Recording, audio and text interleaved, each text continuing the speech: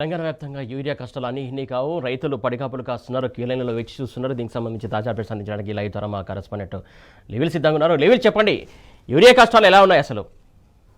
ఇవాళ రాష్ట్రంలో పూర్తిగా రైతు సంక్షేమం పూర్తిగా సంక్షోభంలో నెట్టబడింది. ఇవాళ ఉదయం లేస్తే కానీ రైతు బావి దగ్గరికి పోలేని పరిస్థితి, కానీ కేవలం యూరియా కోసం ఎరువుల కోసం క్యూ లైన్లో నిలుచోవాల్సిన దుస్థితి ఈ కాంగ్రెస్ ప్రభుత్వం తీసుకొచ్చింది. ఆనాడు అధికారం కోసం ఆనాటి రోజులు తీసుకొస్తామని చెప్పేసి కాంగ్రెస్ ప్రభుత్వం ఏదైతే చెప్పిందో అది అక్షరాల నిజమైందని చెప్పేసి కూడా వాళ్ళ రైతులంతా కూడా చర్చించుకుంటున్నారు.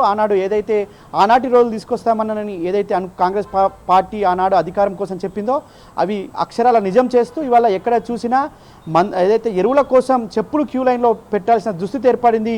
ఆనాడు ఉమ్మడి రాష్ట్రంలో ఏ విధంగా అయితే చెప్పులు క్యూ లైన్లో పెట్టి ఎరువు బస్తాల కోసం పడిగాపులు కాశారో ఇవాళ మళ్ళీ అదే దుస్థితి తీసుకొచ్చింది కాంగ్రెస్ ప్రభుత్వం.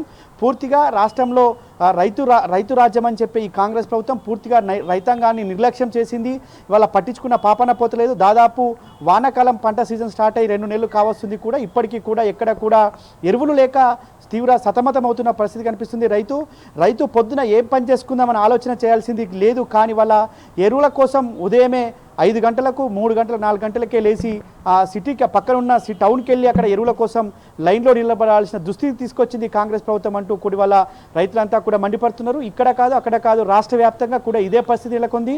గత బీఆర్ఎస్ ప్రభుత్వం హయాంలో వానాకాలం పంట సీజన్ స్టార్ట్ అయ్యే 3 నెలల ముందు నుంచేలే ఇవాళ ఈ సంవత్సరం ఎన్ని పంటలు వేస్తారు, ఆ జిల్లాలో ఎక్కువ పంట వేస్తారో ఆయా జిల్లాకు ఎంత యూరియా అవసరం, ఎంత డిఏపి అవసరం, ఎంత ఇతరత్ర ఎరువులు అవసరం అని చెప్పేసి అంచనాలు వేసి ముఖ్యమంత్రి కేసీఆర్ ఆనాడు దిశానిర్దేశం చేసేవారు. దానికి తదనుగుణంగానే వ్యవసాయ శాఖ మంత్రి కావచ్చు, మార్కెటింగ్ శాఖ మంత్రి వర్యులు కావచ్చు, లేదంటే అధికారులతో సమన్వయం చేసుకుంటే ఎప్పటికప్పుడు ఎరువుల పరిస్థితి ఏంది, ఎరువులు కేంద్ర ప్రభుత్వం ఎంత పంపిస్తుంది, ఏ జిల్లాకి ఎంత పంపించాలి, ఇటు రైలు మార్గంలో వచ్చే ఎరువులను ఏ జిల్లాకు పంపించాలని ఆలోచన చేసి ఆనాడు రైతాంగానికి ఎరువులు అందించింది.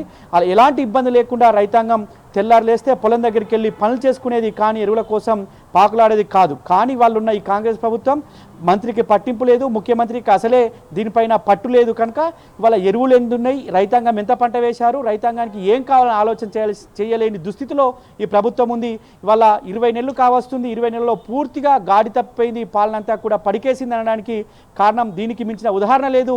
ఇవాళ ఎక్కడ చూసినా మందు బస్తాల కోసం ఇవాళ లైన్లు కట్టి క్యూ లైన్లో సొమ్మసిల్లి పడిపోవాల్సిన దుస్థితి ఏర్పడింది కాంగ్రెస్ ప్రభుత్వంలో. అంటే ఖచ్చితంగా ఆనాడు ఉమ్మడి రాష్ట్రంలో ఏ విధంగా అయితే రైతులు యూరియా కోసం కావచ్చు, డిఏపి కోసం కావచ్చు, ఇతరత్ర ఎరువుల కోసం పొద్దున లేస్తే పడిగాపులు కాసి ఆనాడు ప్రాణాలు కోల్పోయారు. ఇవాళ మళ్ళీ అదే దుస్థితి తీసుకొచ్చింది కాంగ్రెస్ ప్రభుత్వం. ఇవాళ పూర్తిగా రైతును విస్మరించింది. ఇవాళ ఆనాడు రైతు సంక్షేమం అయితే ఇవాళ రైతు సంక్షేమం దిశగా ఈ ప్రభుత్వం కొనసాగుతుంది. ఇవాళ కేవలం దళారులకు మాత్రమే ఇలా ఎరువులను అందజేసి అధిక రేట్లకు విక్రయించే విధంగా ఇవాళ ఈ ప్రభుత్వం ప్రోత్సహిస్తుంది. అందులో భాగంగా కాంగ్రెస్ చిన్న చిన్న కార్యకర్తలు కూడా వారికి అండగా ఉండడం, వారికి కొంత మొత్తంలో వారికి సమర్పించుకోవడం ద్వారానే ఇవాళ ప్రధానంగా ఎరువుల కొరత ఏర్పడింది. ఉన్న ఎరువులను కూడా సజావుగా పంపిణీ చేయడంలో పూర్తిగా వైఫల్యం చెందింది ఈ కాంగ్రెస్ ప్రభుత్వం అని చెప్పడానికి ఇంతకు మించిన నిదర్శనం లేదు. ఇవాళ కేంద్ర ప్రభుత్వం నుంచి రావాల్సిన ఎరువులను సకాలంలో తెప్పించడంలో పూర్తిగా వైఫల్యం చెందింది. కేంద్ర ప్రభుత్వంపై ఒత్తిడి తేవడంలో కూడా వైఫల్యం చెందింది. కేవలం లేఖలు రాస్తూ ఎరువుల విషయంలో తంటాలు పడుతుందే తప్ప ఎరువులు రైతాంగానికి అందించాలి, ఎక్కడి నుంచి ఎంత వస్తుంది, ఏ కంపెనీ నుంచి, ఏ దేశం నుంచి ఎంత వస్తుంది, ఏ షిప్ యార్డ్ నుంచి ఎంత తీసుకురావాలి, అది ఎట్లా సరఫరా చేయాలి, రాష్ట్ర వ్యాప్తంగా ఉన్న రైతాంగానికి ఎక్కడ డిమాండ్ ఎక్కువ ఉందని ఆలోచన చేసే దుస్థితి కాంగ్రెస్ ప్రభుత్వంలో లేదని చెప్పుకోవచ్చు.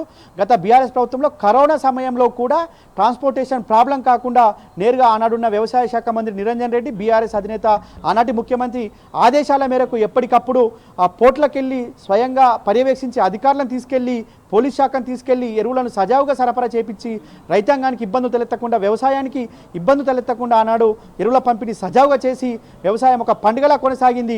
కానీ ఇప్పుడున్న ప్రభుత్వం కేవలం లేఖలతోటే సరిపెడుతుంది. కేంద్ర ప్రభుత్వానికి లేఖలు రాస్తూ తూతూ మంత్రంగా చేసి వాళ్ళ చేతులు దులుపుకుంటుంది ఈ రాష్ట్ర ప్రభుత్వం. కేంద్ర ప్రభుత్వం ఏమో మేము మోతాదుకు మించి ఇచ్చామని చెప్పేసి కేంద్ర ప్రభుత్వం చెప్తుంది.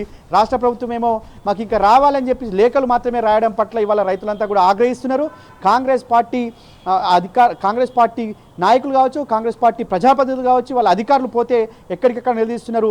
10 ఏళ్ళు రాని కరువు ఇవాళ ఎరువుల కోసం ఇవాళే ఎందుకు వచ్చింది, ఎరువులు తేవడంలో ప్రభుత్వం పూర్తిగా వైఫల్యం చెందని చెప్పేసి కూడా ఇవాళ పెద్ద ఎత్తున నిరసనలు వ్యక్తం చేస్తున్నారు.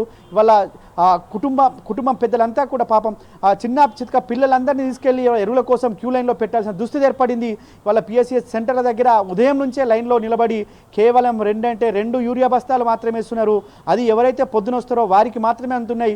మిగతా వారు మళ్ళీ ఏం చేసుకోలేక మళ్ళీ ఇంటికి తిరిగి వెళ్తున్నారు. మళ్ళీ ఉదయం వచ్చి మళ్ళీ లైన్ కడుతున్నారు.